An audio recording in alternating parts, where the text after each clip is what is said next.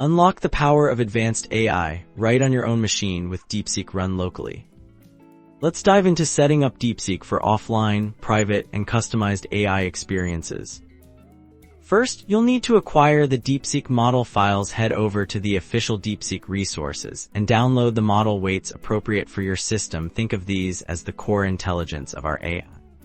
Once downloaded, you'll need to organize these files. Create a dedicated folder for Deepseek on your computer and place all the downloaded model components inside. This keeps everything tidy and ready for the next steps.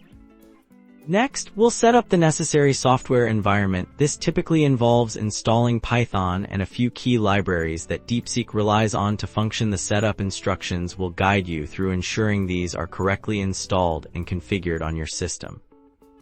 With the model and its dependencies in place, it's time to configure Deepseek. This usually involves a simple configuration file where you'll specify pathways to your model files and any other system-specific settings. This step is crucial for telling the AI where to find its brain and how to operate.